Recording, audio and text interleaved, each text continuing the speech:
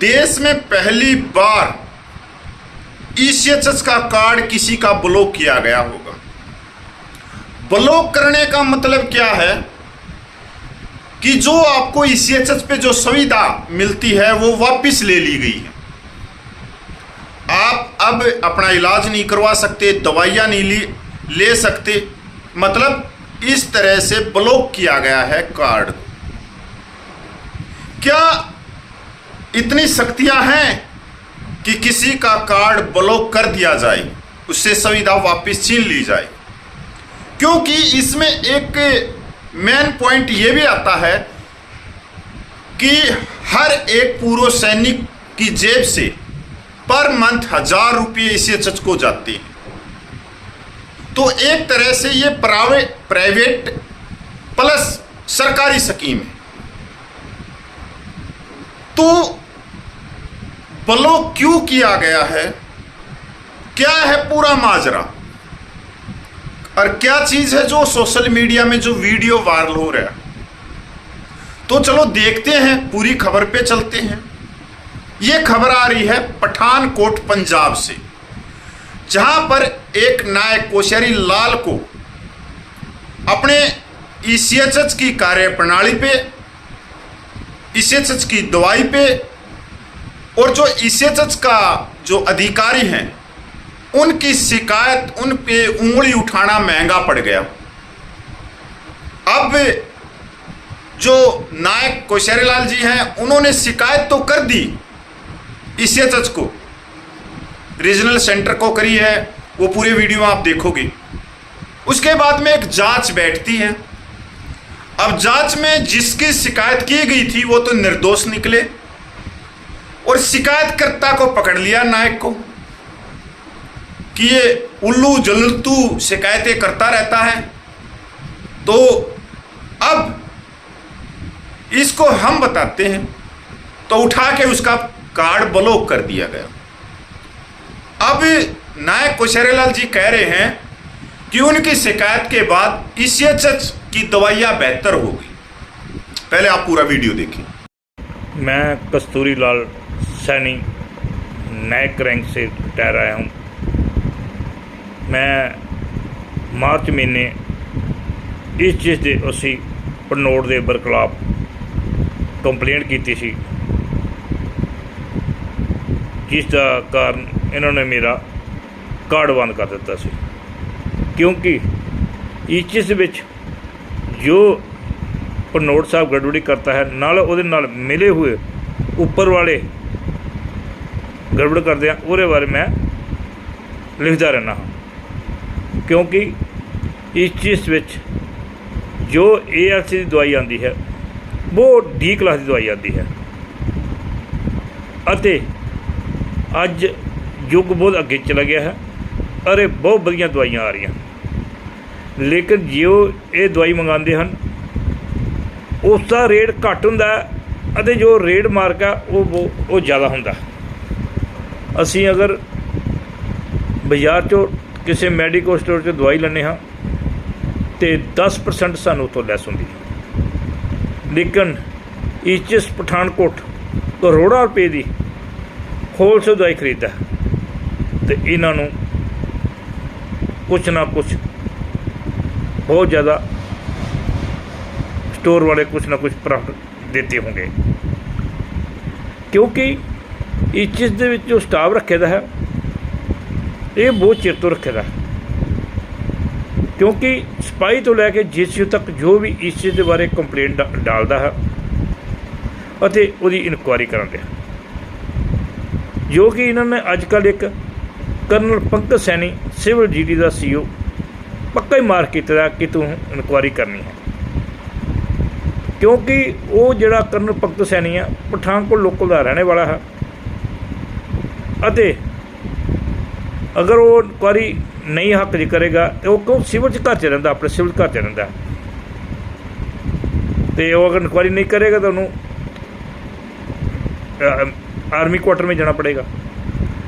दूसरा जो इत्थे सिविल स्टाफ रखे दा ये 11 महीने बाद दोबारा रिपीट होंदा है, लेकिन ये 11 महीने बाद रिपीट नहीं करते, इसलिए पक्के रख लेंदे हैं ਕਿਉਂਕਿ ਕੋਈ ਨਾ ਕੋਈ ਕੰਪਲੇਂਟ ਇੱਥੇ ਕੋਈ ਜਵਾਨ ਤੋਂ ਲੈ ਕੇ ਜੀਸੀ ਤੱਕ ਡਾਲਦਾ ਰਹਿੰਦਾ ਹੈ ਅਤੇ ਇਸ ਦੀ ਇਨਕੁਆਇਰੀ ਕਰਾਉਂਦੇ ਹਨ।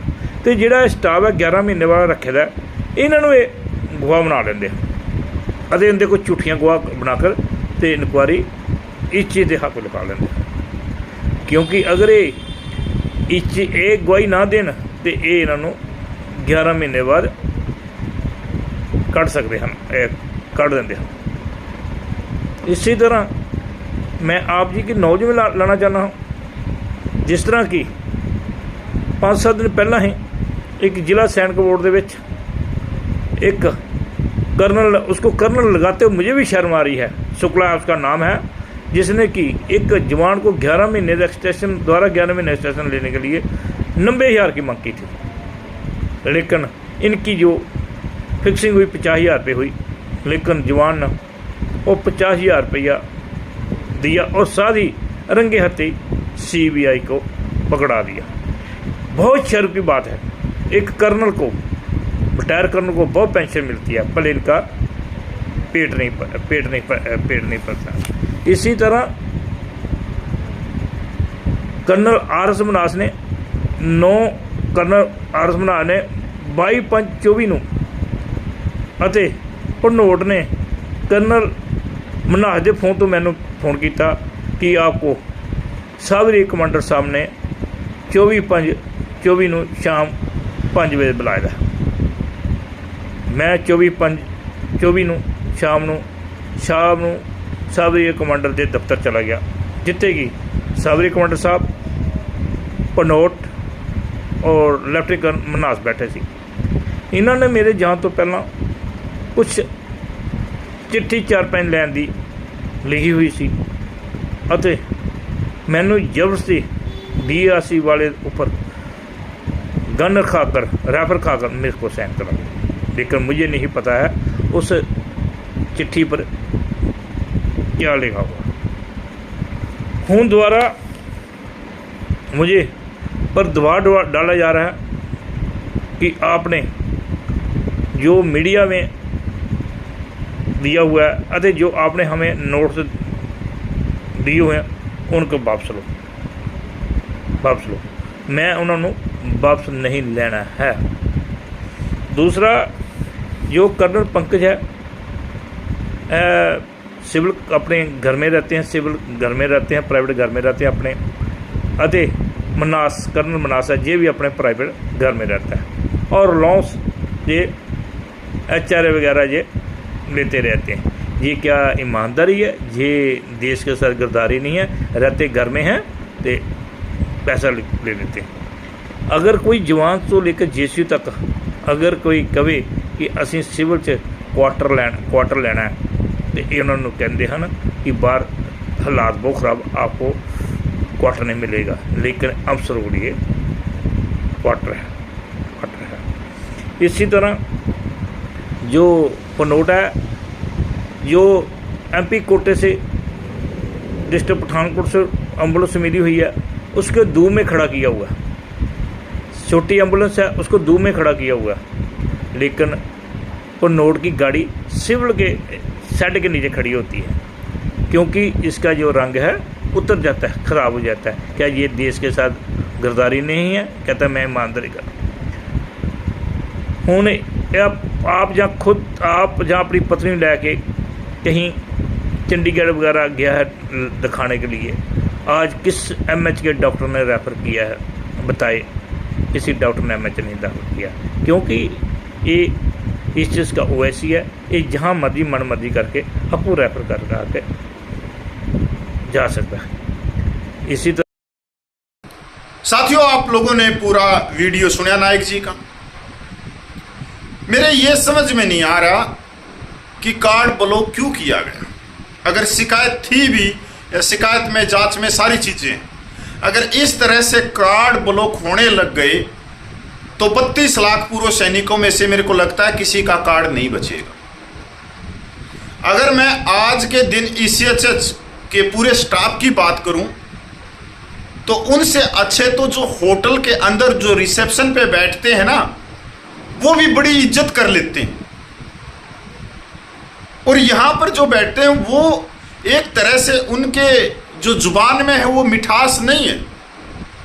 दूसरी बात, अगर किसी पूर्व सैनिक को दवाई नहीं मिलती तो वो उसकी शिकायत जाके वो आईसी को करता है कि जी मेरे को दवाई नहीं मिली, उसकी भी मजबूरी है। हमारे बहुत सारे, और बहुत सारे नहीं कहूँगा मैं, लाखों पूर्व सैनिक कहूँगा, जिनकी जेब में 1 रुपया नहीं मिलता। क्यों नहीं मिलता? क्योंकि हर एक परिवार एक समान नहीं होता।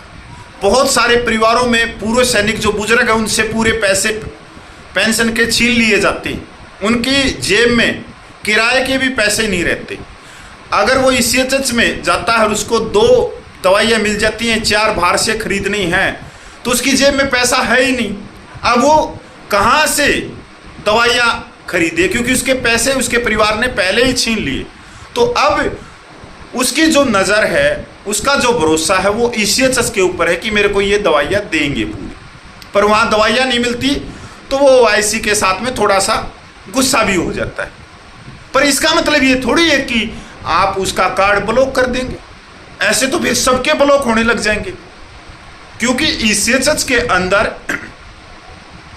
अगर पूरे दिन में 500 ओपीडी हुई तो उसमें से 400 ओपीडी ऐसी होती है जो शिकायत ही करती है, क्योंकि उनकी भी बहुत सारी प्रॉब्लम है, जानबूझ के कोई शिकायत नहीं करता।